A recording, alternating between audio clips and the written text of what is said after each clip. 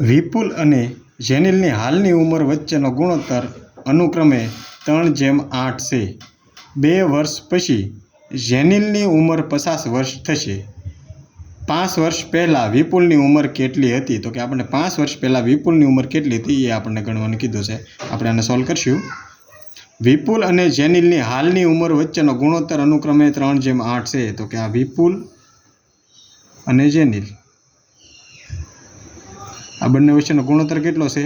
તો કે 3:8 એટલે આપણે 3x ને 8x લખી શકીએ. 2 વર્ષ પછી તો કે 2 વર્ષ પછી જેનિલ કેટલાનો થશે? 50 વર્ષનો. તો કે 50 તો 2 વર્ષ પછી થશે. તો આજે એ કેટલાનો હોય? આજે તે 48 વર્ષનો હોય. અને આજે કેટલો છે જેનિલ? તો કે આજે છે એ 8x છે. એટલે કે આજે એ 48 છે એ 8x છે. તો આપણને x મળી જાય. 8x બરાબર 48. તો x બરાબર 6. તો હવે આપણને બંનેની આજની ઉંમર મળી જાય. તો કે વિપુલ કેટલો છે? તો કે વિપુલ બરાબર 3x છે. તો xની જગ્યાએ આપણે 6 મૂકીએ. 6 તેરી 18. અને જેનિલ તો આપણને 48નો મળી જ ગયો છે આજનો. તો કે આ શું છે? આજની બંનેની ઉંમર. તો આપણને પૂછ્યું છે શું? 5 વર્ષ પહેલાં વિપુલની ઉંમર. એટલે કે આજે 18નો હોય તો 5 વર્ષ પહેલાં એ કેટલાનો હોય? તો કે 13 વર્ષનો હોય.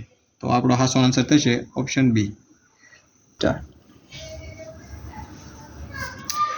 પિતા, માતા અને પુત્રીની હાલની ઉંમર વચ્ચેનો સંબંધિત ગુણોત્તર 7:6:2 છે. માતા અને પુત્રીની ઉંમર વચ્ચેનો તફાવત 24 વર્ષ છે. હાલમાં પિતાની ઉંમર કેટલી છે? હવે આપણે ગણીશું.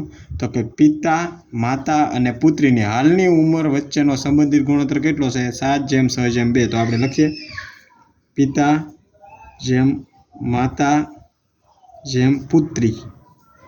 આપણે આને આવી રીતે લખીએ કે 7, 6 અને 2 આ ગુણોત્તર છે એટલે આપણે પાછળ x લખી નાખશું.